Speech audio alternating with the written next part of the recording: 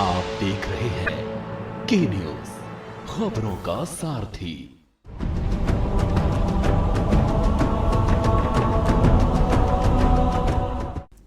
BJP ने एकनाथ शिंदे को महाराष्ट्र का मुख्यमंत्री काफी सोच समझ कर बनाया है। बाला साहेब के शिष्य रह चुके एकनाथ शिंदे मराठा समुदाय से ताल्लुक रखते हैं। शिंदे अगर मुख्यमंत्री रहते हुए महाराष्ट्र के मतदाताओं, खासकर शिवसेना के कट्टर समर्थकों और शिव सैनिकों को ये समझा पाने में कामयाब हो गए कि वो बाला साहेब के हिंदुत्व के एजेंडे को ही लागू करने के लिए बीजेपी के साथ आए हैं, तो उद्धव ठाकरे के सामने अस्तित्व बचाने का गहरा संकट खड़ा हो जाएगा। नमस्कार दोस्तों, के न्यूज में आपका स्वागत है। मैं हूं प्रबुद्ध चौहान और आप देख रहे हैं खास पेशकश 10 डेज टारगेट चेज। बीजेपी आला कमान ने हाथ आई मुख्यमंत्री की कुर्सी को शिवसेना के बागी विधायकों के नेता एकनाथ शिंदे को देकर एक साथ दो निशाने साधे हैं। इसमें पहला निशाना शिवसेना प्रमुख उद्धव ठाकरे की मुश्किलें बढ़ाने का काम किया गया, क्योंकि शिंदे को सरकार की कमान सौंपकर बीजेपी ने जाहिर कर दिया है कि उनके लिए बाला साहेब ठाकरे के हिंदुत्व के असली वारिस एकनाथ शिंदे हैं। अपने फैसले से विरोधियों, राजनीतिक जानकारों और मतदाताओं के साथ ही अपनी ही पार्टी को चौंकाने वाली बीजेपी ने एक बार फिर से महाराष्ट्र को लेकर ऐसा दांव खेल दिया है जिसने शिवसेना के अस्तित्व और भविष्य को लेकर बड़ा सवाल खड़ा कर दिया है। मुख्यमंत्री बनने के बाद जाहिर तौर पर हिंदुत्व, बाला साहब की विरासत और शिवसेना पर कब्जा हासिल करने के लिए एकनाथ शिंदे 2020 के अंदाज में सरकार चलाते नजर आएंगे।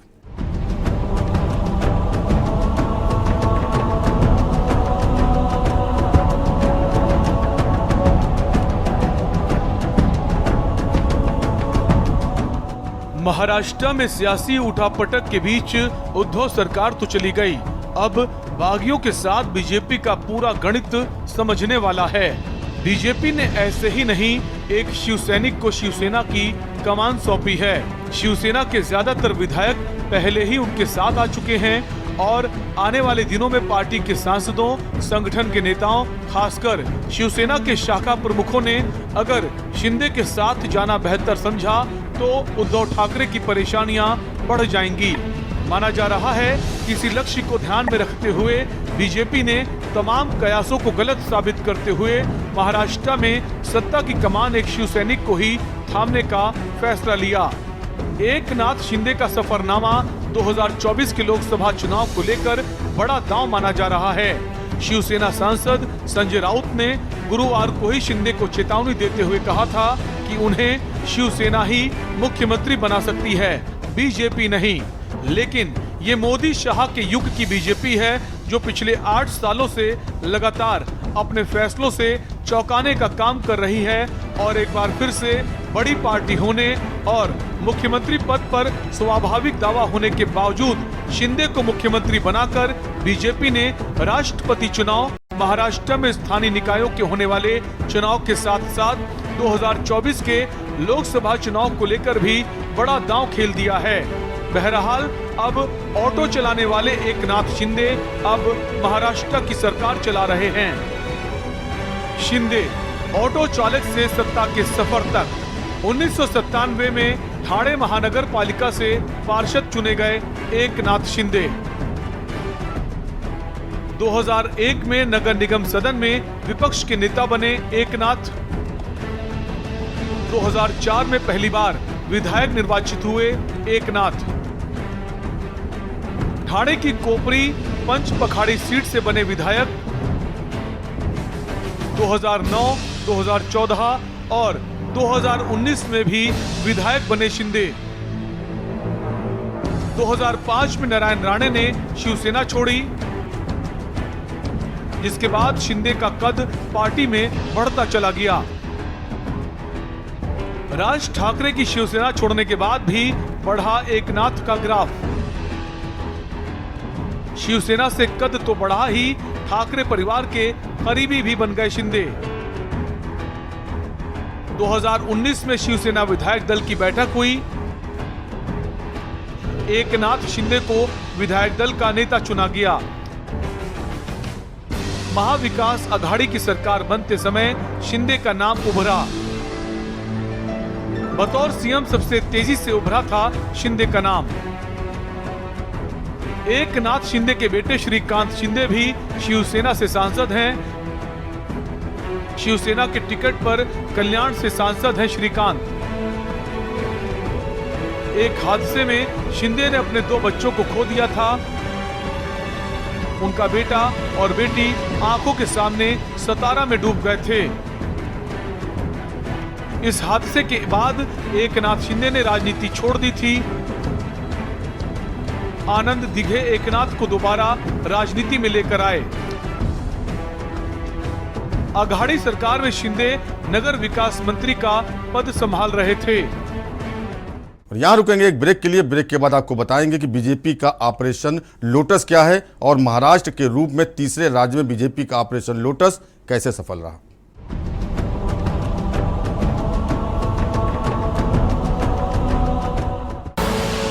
आप देख रहे हैं के न्यूज, खबरों का सारथी। देखें कौन नया खिलाड़ी आया है, समझा देते हैं, प्यार से समझाएंगे। ये तो अपनी जुबान है। जुबान एक हो तो दिल भी एक होने चाहिए। विमल बोलो जुबान केसरी। आप देख रहे हैं के न्यूज, खबरों का सारथी।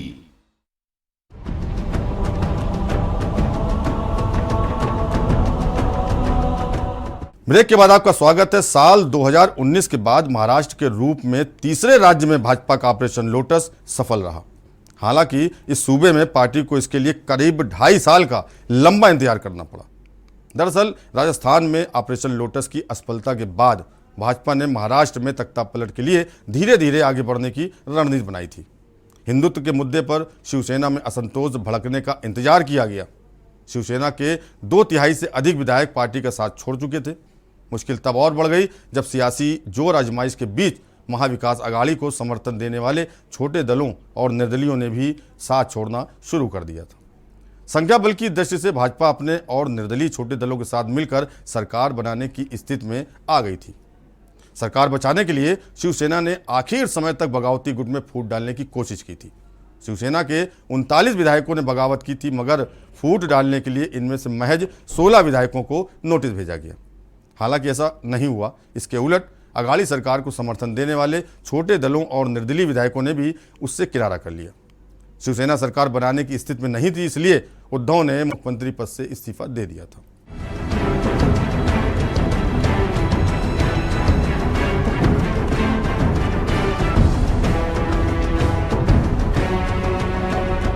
साल 2019 में अजीत पवार के जरिए एनसीपी में फूट डालकर सरकार बनाने और बाद में पीछे हटने पर मजबूर हुई भाजपा ने राज्य में तख्ता पलट के लिए धीरे धीरे आगे बढ़ने की रणनीति बनाई।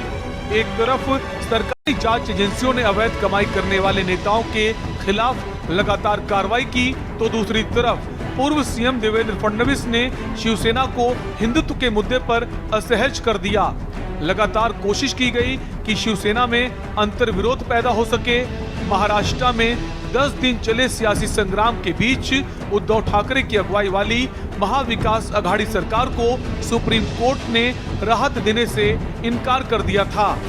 जस्टिस सूर्यकांत और जस्टिस जेबी परदीवाला की अवकाशकालीन पीठ ने वकील अभिषेक मनु सिंघवी से पूछा था कि बहुमत परीक्षण बागी सदस्यों की अयोग्यता प्रक्रिया को कैसे प्रभावित करेगा या स्पीकर की शक्तियों में दखल कैसे है।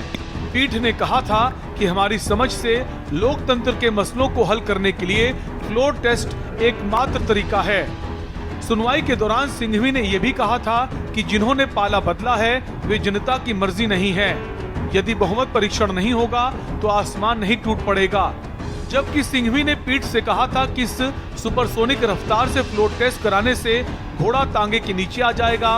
उन्होंने एनसीपी के 2 विधायकों के कोरोना संक्रमित होने का भी हवाला दिया था और कहा था कि कांग्रेस के 2 विधायक विदेश में हैं। तर्क दिया गया था कि फ्लोर टेस्ट की अनुमति देना 10वीं अनुसूची को निरर्थक बनाना है। इसके ठीक उलट बागी गुट के नेता एकनाथ शिंदे के वकील एनके कौल ने तर्क दिया था कि स्पीकर के समक्ष अयोग्यता प्रक्रिया लंबित होना फ्लोर टेस्ट कराने से रोकने का आधार नहीं है। लोकतंत्र में सदन के अंदर ही बहुमत का हल होता है। कौल ने कहा था कि उद्धव के नेतृत्व वाली शिवसेना पार्टी में निराश अल्पमत वाला धड़ा है और बदले माहौल में बहुमत परीक्षण की जरूरत है। इसलिए राज्यपाल ने अपने विवेक से फ्लोर टेस्ट कराने का फैसला लिया है। बीजेपी का वार एक तीर से निशाने 4। पहला निशाना शिवसेना का खेल, दूसरा निशाना हिंदुत्व कार्ड, तीसरा निशाना मराठा वोट, चौथा निशाना पावर की राजनीति। शिंदे का नाम यानी मराठा वोट पर प्रभाव। महाराष्ट्र में मराठा वोट 33% है। Sharad Pawar Maratha vote bank, Uddhav Maratha Hindutva vote bank, Devendra Fadnavis 3% ब्राह्मण के सहारे सत्ता तक पहुंचे थे। नवंबर 2019 को मुख्यमंत्री पद की शपथ लेने वाले उद्धव ठाकरे ने 29 जून 2022 को अपने पद से इस्तीफा दे दिया था। इस तरह उद्धव मुख्यमंत्री कुर्सी पर सिर्फ 943 दिन ही टिक पाए। उनसे पहले सिर्फ 2 ही ऐसे मुख्यमंत्री रहे जिन्होंने पूरे 5 साल तक सीएम की कुर्सी संभाल कर रखी। एक बीजेपी के देवेंद्र फडणवीस तो दूसरे कांग्रेस नेता और पूर्व मुख्यमंत्री वसंतराव नाइक। 1960 में जब से महाराष्ट्र एक अलग राज्य बना, सिर्फ ये 2 मुख्यमंत्री ही 5 साल का कार्यकाल पूरा कर सके। इसमें वसंतराव नाइक 1963 से 1967 तक सीएम रहे और 1967 में दोबारा मुख्यमंत्री बने और अपना दूसरा कार्यकाल भी पूरा किया। वहीं दूसरी तरफ देवेंद्र फडणवीस की बात करें तो वे 2014 से 2019 तक मुख्यमंत्री की कुर्सी पर काबिज रहे थे। अब कहने को तो महाराष्ट्र के कई दूसरे दिग्गज नेताओं का देखा है, फिर चाहे वे एनसीपी प्रमुख शरद पवार हों जो 4 बार सीएम रह चुके हैं, या फिर बात हो शंकर राव चौहान की जिन्होंने 3 बार ये कुर्सी संभाली, लेकिन किसी ने भी 5 साल का कार्यकाल पूरा नहीं किया। किसी न किसी कारण इन सभी ने समय समय पर अपनी सत्ता गंवा दी। इसी वजह से महाराष्ट्र की राजनीति में सिर्फ सरकार बनाने पर काम खत्म नहीं होता, बल्कि सीएम अपना पूरा कार्यकाल पूरा करें, ये एक अलग ही चुनौती रहती है। सीएम उद्धव ठाकरे की ही बात कर लें तो वो ठाकरे परिवार की तरफ से पहले मुख्यमंत्री थे। जैसा आगाज उन्होंने किया था, कहा जा रहा था कि वो अपना पूरा कार्यकाल समाप्त करेंगे, लेकिन सरकार बनाने के बाद से ही समय समय पर उनकी सरकार के सामने तमाम चुनौतियां आईं।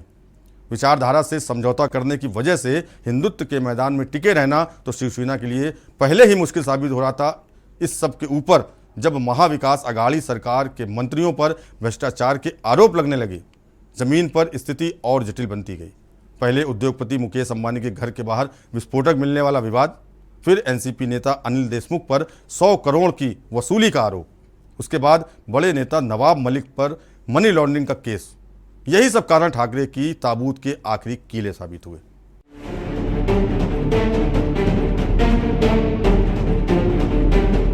तमाम विवादों ने धीरे धीरे महाराष्ट्र में महाविकास अघाड़ी की नींव को कमजोर करने का काम किया, लेकिन ये प्रक्रिया इतनी धीमी रही कि सीएम उद्धव ठाकरे को लंबे समय तक पता नहीं चला कि उनकी सरकार पर भी खतरा मंडरा सकता है। अब इन भ्रष्टाचार के विवादों से वे आगे बढ़ते तो उनकी खुद की पार्टी ने भी उनके सामने चुनौतियों का अंबार खड़ा कर दिया। पश्चिमी महाराष्ट्र से खबर आने लगी कि शिवसेना विधायक नाराज चल रहे हैं। आरोप लगाए गए कि उन विधायकों को अपने क्षेत्रों में विकास कार्य करने के लिए फंड नहीं दिया जा रहा। विवाद इस बात पर भी रहा कि उन क्षेत्रों में गार्जियन मंत्री एनसीपी नेताओं को बनाया गया, जबकि वहां से सबसे ज्यादा शिवसेना के विधायक जीते थे। इस मुद्दे ने भी शिवसेना के अंदर ही आक्रोश को हवा दी थी और बाद में कई विधायक बागी हो गए। वैसे बागी विधायकों की नाराजगी की एक वजह ये भी मानी जा रही है कि सरकार में एनसीपी को ज्यादा बड़े मंत्रालय दे दिए गए, फिर चाहे वो वित्त मंत्रालय रहा हो या फिर सिंचाई मंत्रालय। ऐसे में टकराव की स्थिति लगातार और कई बार पैदा होती रही। इसके अलावा कुछ मौकों पर बागियों को ऐसा भी प्रतीत हुआ कि एनसीपी शिवसेना पर हावी होने की कोशिश कर रही है। अब अगर एनसीपी जमीन पर ज्यादा सक्रिय दिख रही थी तो इसके भी अपने कारण माने जा रहे हैं। सरकार बनने से पहले एनसीपी को उस समय बड़ा झटका लगा था जब अजित पवार ने बीजेपी से हाथ मिला लिया था और अगले दिन डिप्टी सीएम के रूप में शपथ भी ले ली। वो सरकार तो नहीं चल पाई थी, लेकिन एनसीपी को एक संदेश स्पष्ट तौर पर मिल गया था। उन्हें अपने तमाम विधायकों कार्यकर्ताओं को एकजुट करने की जरूरत थी। इसी वजह से जमीन पर संगठन को मजबूत करने पर पूरा जोर दिया गया। जो उद्धव के साथ हुआ दूसरों ने भी झेला। अब इन कारण ने एक तरफ शिवसेना के अंदर ही एक नफरत की दीवार खड़ी कर दी थी, तो वहीं दूसरी तरफ ठाकरे परिवार के प्रति भी उदासीनता का माहौल बना दिया था।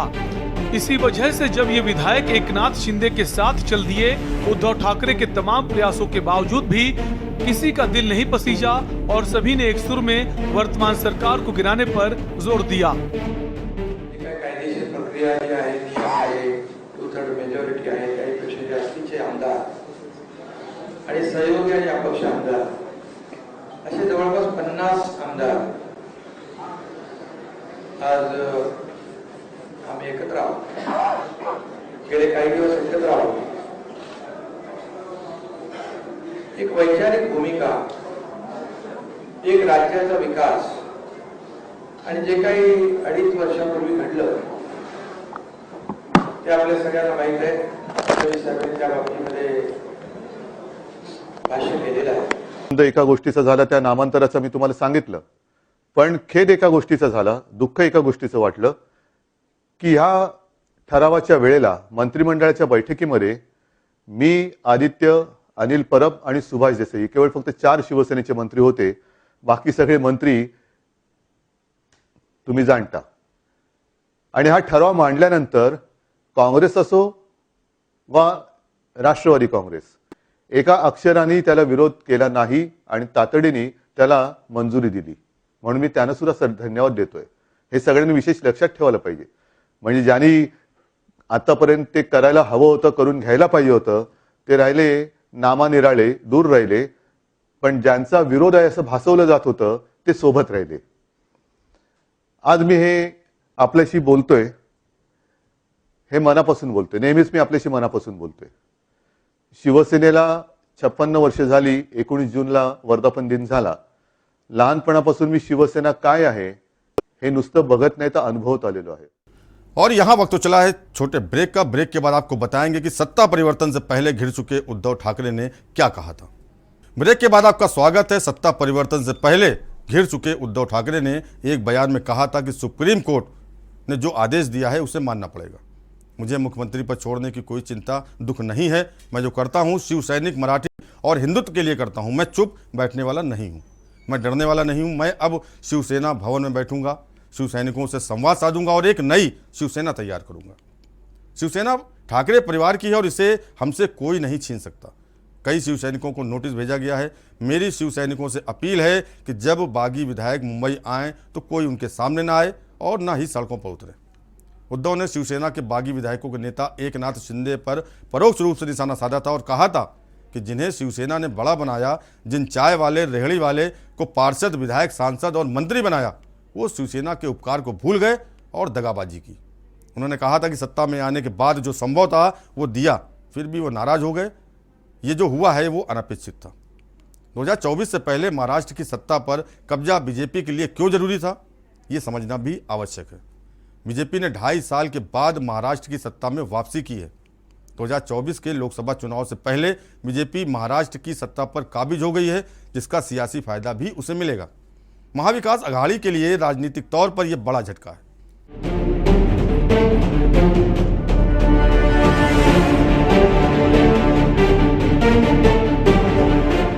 महाराष्ट्र की सियासत में बीजेपी ने शिवसेना के बागी नेता एकनाथ शिंदे के साथ मिलकर 2.5 साल के बाद सरकार बना ली, तो 2.5 साल पहले बनी महाविकास अघाड़ी सरकार का अंत हो गया।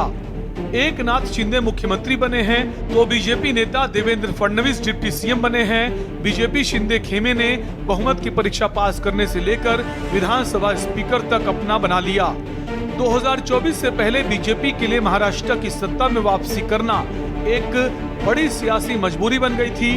माना जाता है कि इसी के चलते बीजेपी ने हर हाल में उद्धव सरकार का तख्ता पलटकर अपनी वापसी की इबारत लिखी। इसके पीछे महाराष्ट्र के सियासी समीकरण से लेकर मिशन 2024 से पहले विपक्षी दल कांग्रेस, एनसीपी, शिवसेना के सियासी प्रयोग को ध्वस्त करने की रणनीति रही। ऐसे में ठाकरे परिवार के सबसे करीबी रहे शिंदे को साध कर ऐसी सियासी बिसात बिछाई गई जिसके आगे मराठा क्षत्रप, शरद पवार और उद्धव ठाकरे की एक ना चली। उत्तर प्रदेश के बाद देश में सबसे ज्यादा लोकसभा सीट वाला राज्य महाराष्ट्र है। महाराष्ट्र में कुल 48 संसदीय सीटें हैं, जिसके चलते सियासी तौर पर ये काफी अहम है। 2019 में बीजेपी ने 23, शिवसेना ने 18, एनसीपी ने 4, कांग्रेस ने 1, एआईएमआईएम ने 1 और एक निर्दलीय सांसद जीतने में कामयाब रहा था। कुल मिलाकर बीजेपी और शिवसेना एक दूसरे के विरोधी बन चुके हैं। ऐसे में 2024 के चुनाव में बीजेपी महाराष्ट्र की ज्यादा से ज्यादा सीटों पर कब्जा जमाना चाहती है, लेकिन उद्धव ठाकरे की अगुवाई वाले महाविकास अघाड़ी की सत्ता में रहते हुए ये संभव नहीं था। ऐसे में बीजेपी के लिए सत्ता में वापसी करना एक सियासी मजबूरी बन गया था। हृदय सम्राट शिवसेना प्रमुख बाला साहेब ठाकरे जी ने जिन विचारों का जीवन भर विरोध किया, जीवन भर जिनसे लड़ाई की और जिनके बारे में वो कहते थे कि अगर इनके साथ जाना पड़ा तो मेरी दुकान बंद कर दूंगा, ऐसे लोगों के साथ अलायंस किया। और उसके बाद 2.5 साल हमने एक सरकार देखी जिसमें न कोई तत्व थे, न कोई विचार था, न कोई गति थी, न कोई प्रगति थी। जो सरकार चालू इंफ्रास्ट्रक्चर के प्रोजेक्ट्स को बंद कर रही थी, जो सरकार लगातार भ्रष्टाचार के आरोपों से लिप्त थी, जिस सरकार के 2 मंत्री मनी लॉन्ड्रिंग में जेल में गए, दाऊद के साथ रिश्ते, इसका आरोप मंत्री पर लगा, बावजूद उसके जेल में जाने के बाद भी उनको मंत्रिमंडल से हटाया नहीं गया। तो एक प्रकार से पथभ्रष्ट ऐसी सरकार भारतीय जनता पार्टी ने, जिसको लगातार विरोध किया, ऐसी सरकार शिवसेना के माननीय उद्धव जी के नेतृत्व में कांग्रेस एनसीपी की सरकार चली। वैसे जिस अंदाज में उद्धव ठाकरे ने अपनी सीएम कुर्सी गंवाई है, पिछले कुछ सालों में ऐसा कई राज्यों में देखा गया, जहां पर स्थिति को समझते हुए कई मुख्यमंत्रियों ने फ्लोर टेस्ट का सामना करने से पहले ही अपने पद से इस्तीफा दे दिया। मध्य प्रदेश, कर्नाटक, आंध्र प्रदेश के बाद अब महाराष्ट्र में भी यही तख्तापलट और सियासी गद्दी खिसकने का नजारा दिखाई दिया। कैसे कैसे इन राज्यों में सियासी उलटफेर के बाद सत्ता परिवर्तन हुआ, आपको दिखाते हैं ग्राफिक्स के माध्यम से। प्रदेशों में सियासी उलटफेर। मध्य प्रदेश में 2 साल पहले बड़ा सियासी ड्रामा देखने को मिला था, जब कमलनाथ की सरकार गिरी थी और एक बार फिर शिवराज सीएम बने थे। सिंधिया अपने साथ कुल 22 विधायकों का समर्थन ले गए थे। 2018 में कर्नाटक में भी राजनीतिक हलचल देखने को मिली थी। तब विधानसभा चुनाव में बीजेपी सबसे बड़ी पार्टी बनी थी। बीजेपी के खाते में कुल 104 विधायक थे। पार्टी बहुमत से दूर रह गई। ऐसे में सरकार बनाना मुश्किल रहा था। बीएस येदियुरप्पा ने 17 मई को मुख्यमंत्री पद की शपथ ले ली। भावुक भाषण देकर फ्लोर टेस्ट से पहले ही अपना इस्तीफा दे दिया था। 2016 में आंध्र प्रदेश में सुप्रीम कोर्ट के एक आदेश के बाद सरकार बची थी। आदेश के बाद राज्य में कांग्रेसी सरकार को बचा लिया गया था। महाराष्ट्र में 2019 में देवेंद्र फडणवीस के साथ भी ऐसा ही हुआ था। फडणवीस कुछ ही घंटे मुख्यमंत्री रह पाए और उन्हें इस्तीफा देना पड़ा था। महाराष्ट्र विधानसभा चुनाव में बीजेपी शिवसेना गठबंधन को स्पष्ट बहुमत मिला था, लेकिन चुनाव के बाद सीएम कुर्सी को लेकर तकरार बढ़ी थी, जिस पर शिवसेना ने एनसीपी कांग्रेस से हाथ मिला लिया था। उस समय ऐन वक्त पर सियासी समीकरण को बीजेपी ने बदल दिया था। बीजेपी ने एनसीपी प्रमुख शरद पवार के भतीजे अजीत पवार से हाथ मिला लिया था और देखते ही देखते सुबह उन्होंने मिलकर सरकार बना ली थी। बाद में अजीत पवार ने निजी कारण बताते हुए अपना समर्थन वापस ले लिया था और महाराष्ट्र में फडणवीस की सरकार गिर गई थी। मुख्यमंत्री बनने के बाद बीती 8 जुलाई को पहली बार दिल्ली पहुंचे एकनाथ शिंदे ने बीजेपी की शीर्ष नेताओं से मुलाकात की, इस दौरान उनके साथ डिप्टी सीएम देवेंद्र फडणवीस भी रहे। एकनाथ शिंदे का राष्ट्रीय राजधानी दिल्ली दौरा ऐसे समय और हालातों में हुआ जब शिवसेना में संकट छाया हुआ है। उद्धव गुट के नेता अपना पाला बदलकर शिवसेना में शामिल हो रहे हैं। 2 दिनों के दिल्ली दौरे पर दिल्ली पहुंचे सीएम और डिप्टी सीएम ने प्रधानमंत्री नरेंद्र मोदी, गृह मंत्री अमित शाह और बीजेपी के राष्ट्रीय अध्यक्ष जेपी नड्डा से मुलाकात की। शिंदे का दिल्ली दौरा ऐसे समय में हुआ है जब शिवसेना में संकट के बादल छाए हैं। उद्धव गुट के नेता अपना पाला बदलकर शिवसेना में शामिल हो रहे हैं। गुरुवार को ही ठाणे में उद्धव गुट के 66 पार्षदों ने शिंदे गुट का दामन थाम लिया। वहीं खबर आ रही है कि शिवसेना के 10 से 12 सांसद भी आने वाले हैं। शिंदे गुट के साथ में ये सांसद आ सकते हैं, जिसके बाद शिंदे का दिल्ली का दौरा और भी महत्वपूर्ण माना जा रहा है। बीजेपी ने जिस तरह से 10 दिन में ही उद्धव ठाकरे का विकेट गिराकर महाराष्ट्र में कब्जा किया है, उसे देखकर यही लग रहा है कि आने वाले 2024 के लिए बीजेपी सोची समझी रणनीति के तहत सेंधमारी में जुट गई है। खास पेशकश 10 डेज टारगेट चेज में फिलहाल इतना ही। बाकी देश और दुनिया की खबरों के लिए देखते रहिए के न्यूज़ इंडिया और मुझे दीजिए इजाज़त। नमस्कार।